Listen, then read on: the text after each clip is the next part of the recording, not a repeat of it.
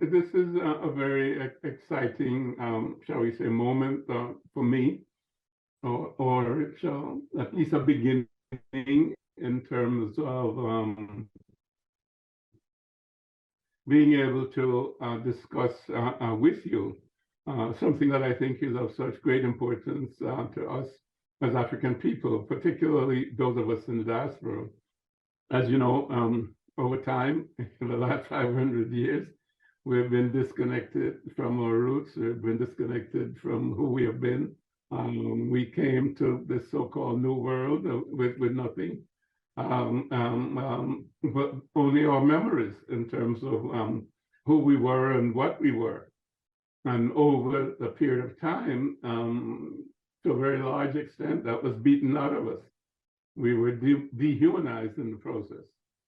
So we ended up not only not knowing our history, but in some sense being disconnected from our humanity. And again, a very extensive process with so many violations of us as human beings in terms of human dignity and what we are into us in terms of our day-to-day living. Obviously, to repair that damage, it's not just a matter of breaking the chains and saying, okay, now you're free. It's a matter really of truly repairing the damage that has been done over time. And in the center of all of that, therefore, it has to be an educational process, relearning certainly our history, and then subsequent, relearning who we are as a people. And you have done such a magnificent job in terms of recording and showing us who we were as a people over time. And this is so central, and therefore this is such a pleasure for me to go forward with you in terms of this, podcast. And hopefully, why don't you tell us what you want to accomplish in terms of our discussion and the audience that we have. Okay, well, my name is Robin Walker. I'm also known as the Black History Man. I'm part of a company, and our company is called The Black Secret. And our job is to pass on Black history content, Black heritage content, to build a sense of pride. And I also write books. I'm best known for a book called When We Rule, but I've written other books as well. And my job is very, very much to popularize Black history and African heritage with as many people as want to hear it. So when it comes to things like what is Black history, how does it work, what are the things that we need to know? These are the kinds of discussions that I do all the time. This is, if you like, my day job. Wonderful, Robin. So, can you take us back to our roots? I mean, I know a little bit about history, and I remember being, so very much surprised to understand the prehistory, even before the written history of Kemet and our now valid civilizations. And it's in a book by Charlotte de Lubitz, Sacred Science, where he quotes Herodotus and Manetho and many other people. That Kemet had a prehistory of 40,000 years before the first dynasty. Now, that's mind-boggling. 40,000 years, and most of us have been taught, if you will, that somehow history and civilization began with the Greeks and then the Romans. And of course, that's barely 2,000 years ago. Can you fill us in there? Very simply, if we're looking at African achievements, the oldest achievements that we can definitely point to are from Central Africa, what Central Africans were doing 90,000 years ago. Certain fish hooks have been found, and these fish hooks were made by humans. And it's believed that Africans 90,000 years ago were engaged in fishing catfish. And because that's a seasonal fish, scholars have worked out that it was a planned activity of humans coming together to catch catfish 90,000 years ago. And those small bladelets represent a major advance in human technology 90,000 years ago. And the same types of hooks, people have found them across Africa and all the way into the Middle East, are from Central Africa to West Africa, from Central Africa to the Nile Valley. So you can make those kinds of connections. Then you've got things like what Africans were doing 43,000 years ago. There's a mine that was found in what used to be called Swaziland. Some people now call it Eswatini. And this mine, Africans were engaged in mining manganese 43,000 years ago. Then you have developments in Southern Africa. Some people say 37,000 years ago. A bone was found in Lebombo, it's only about this long, with notches carved into it, which you could read as 29 notches and 30 spaces, believed to represent the concept of 29 and a half, which is a lunar cycle. And so it shows that Africans 37,000 years ago in the Lebombo regions of South Africa were engaged in tracking lunar cycles and the cycle of a woman's menstrual cycle. So it's believed that women were responsible for the Lebombo bone. And this is the beginnings of mathematics. So there's many, many examples of very, very specific technological ideas that we can trace back to early Africa.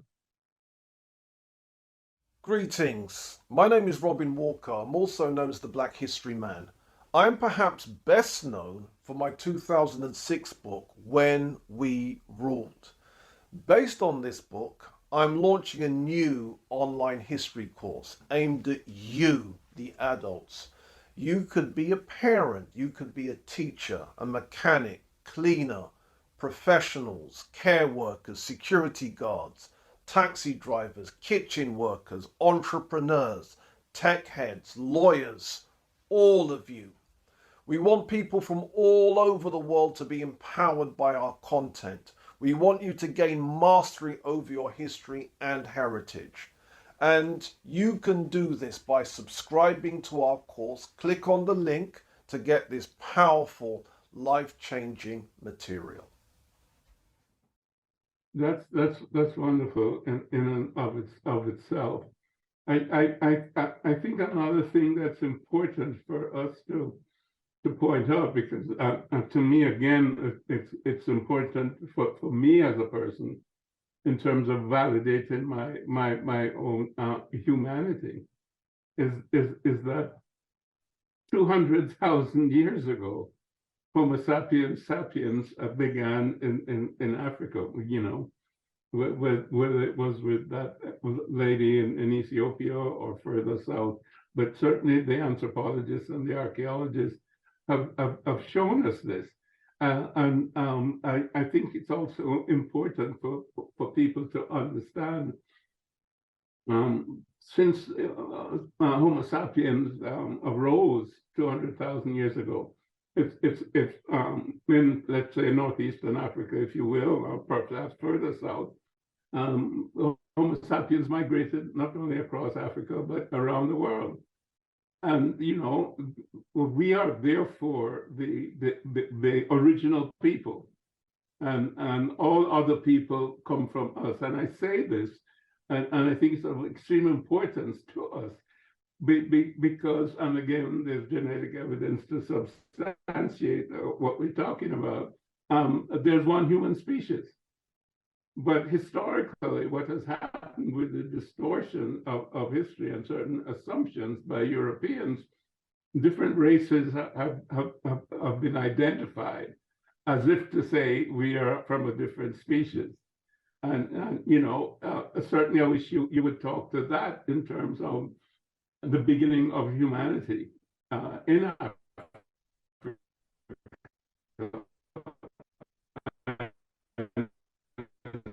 Migration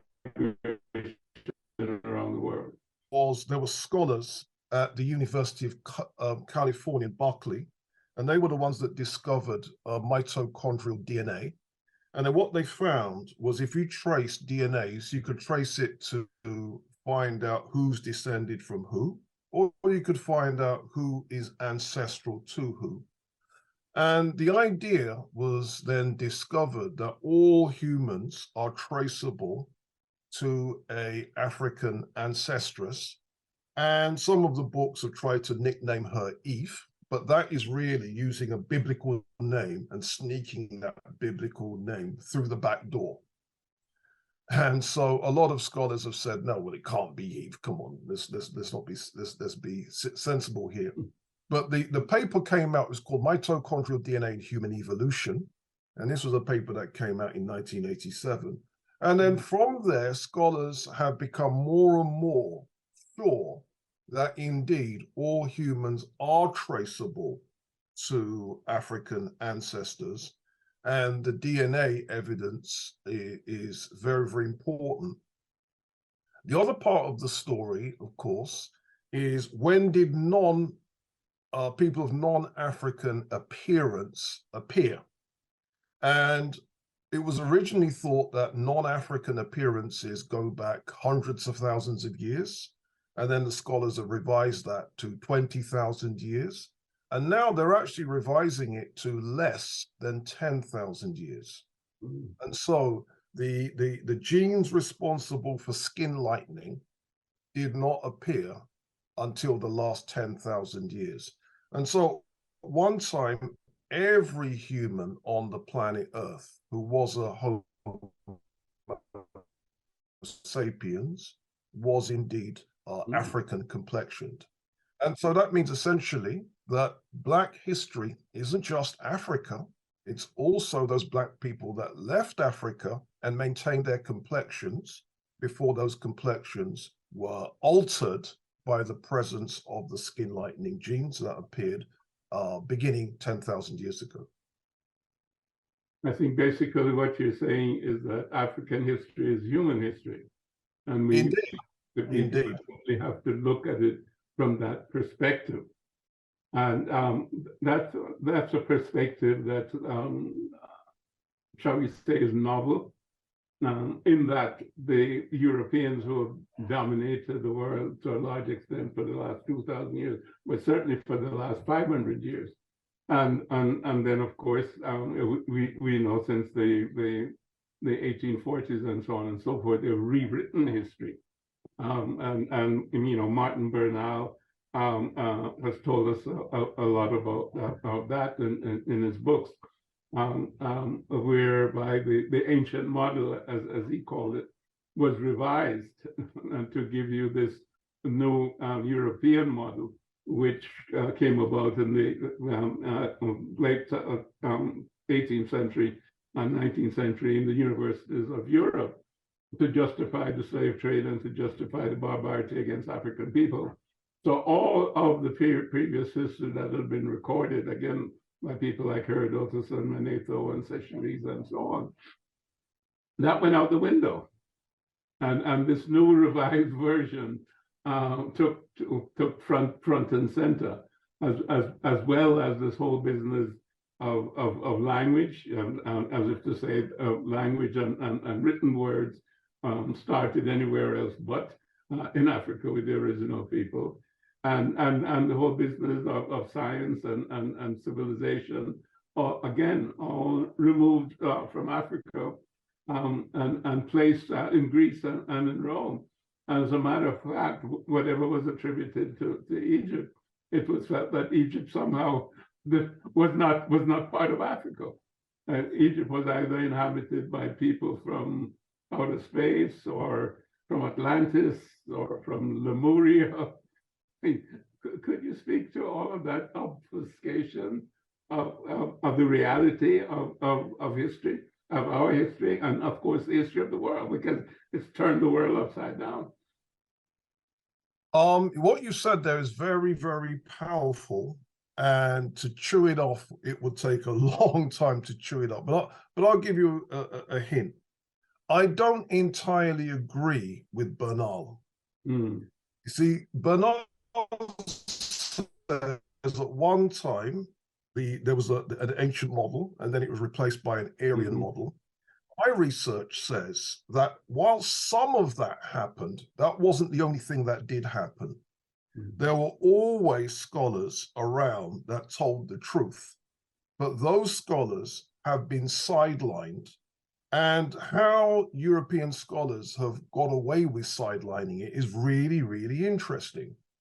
So when Orientalism was founded, it was founded in the 18th century by the French scholars, people like Count de Volney, people like Monsieur Charles Dupuy.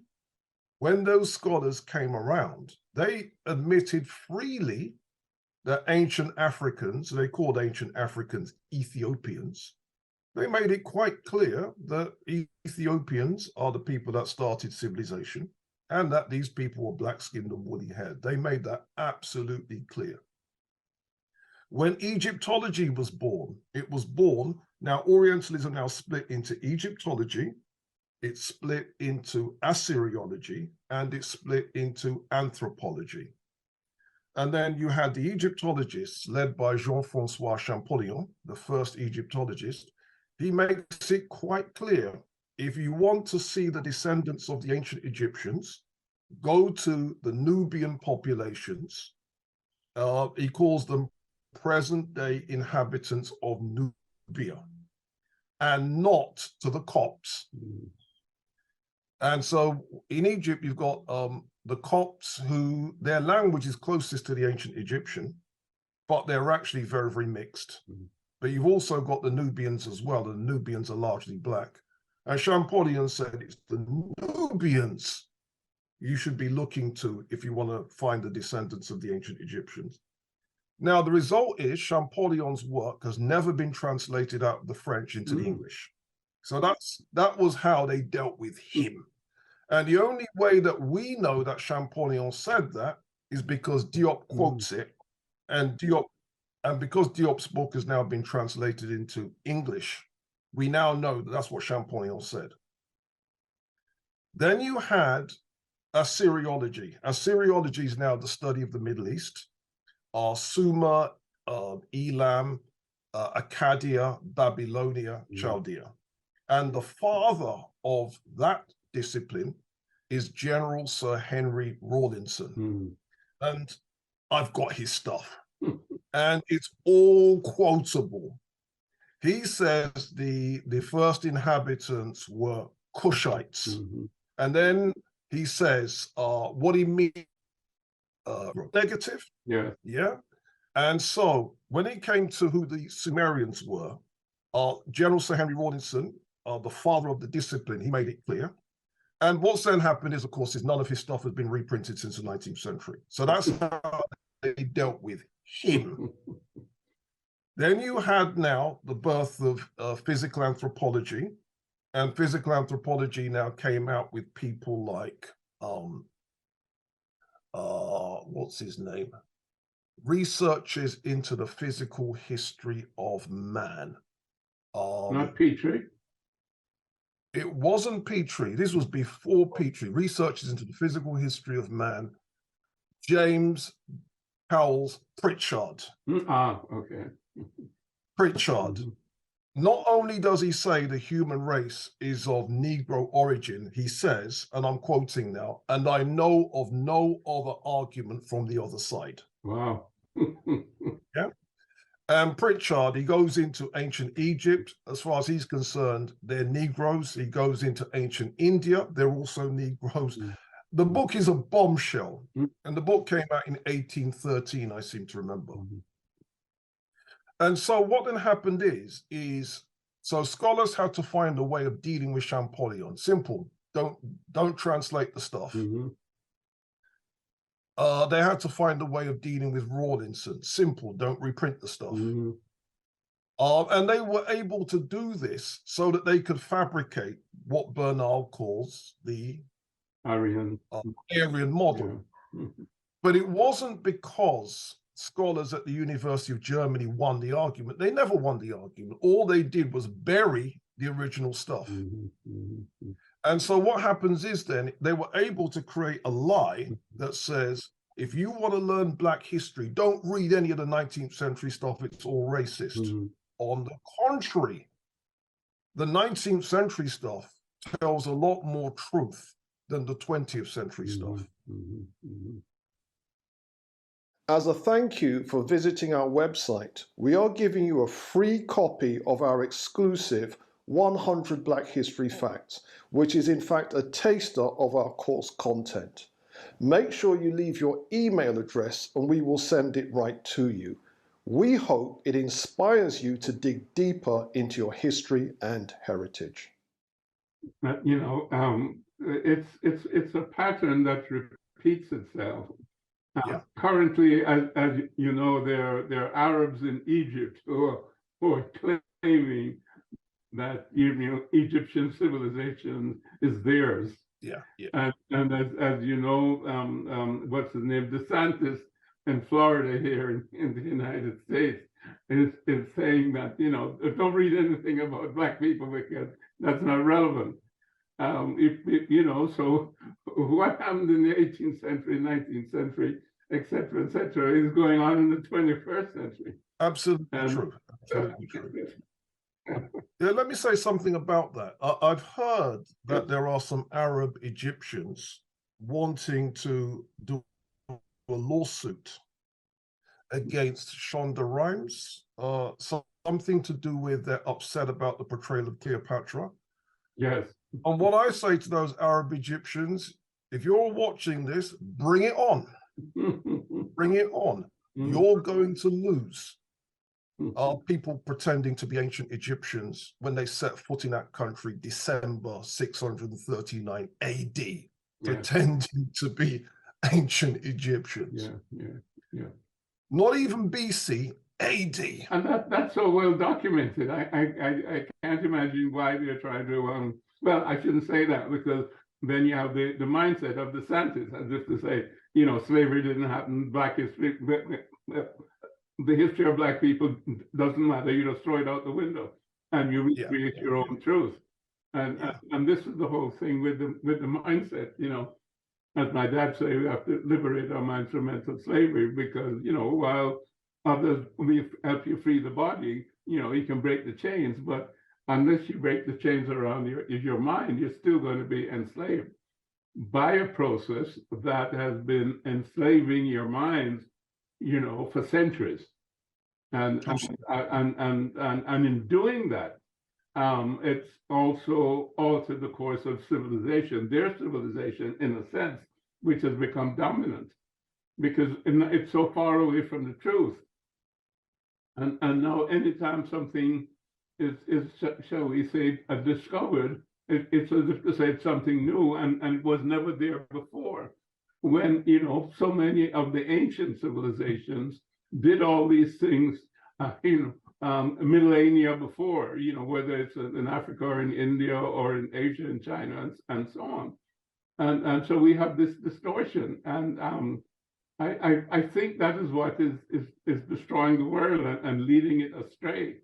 And I think that unless the history of Africa is righted, because as we said at the top of the hour, that African history is world history. So unless that is righted, then the world is headed certainly for a catastrophe because it's carrying out a lie, and it's not only carrying out a lie historically. I think it continues to validate a way of looking at reality that is a materialistic approach, and that has led us to scientific materialism. It has led us to nuclear weaponry. It is leading us to artificial intelligence, of which all of these things have the potential to destroy not just nature but our humanity, and both actually. And because of this one-sided approach to reality, which is a physical approach, a materialistic approach, the five senses, there is no balance in terms of understanding the reality that you can't have matter without spirit. There's no such thing as mass without energy. I mean, Einstein showed them that, E equals mc squared. And now quantum physics has shown them that consciousness is primary. Consciousness is what moves everything. And so there's no longer any basis for their scientific material, which produced the Industrial Revolution, which has been, using up the resources of the world and producing all of the gases, etc., the CO2 and the methane, and elevating the temperature.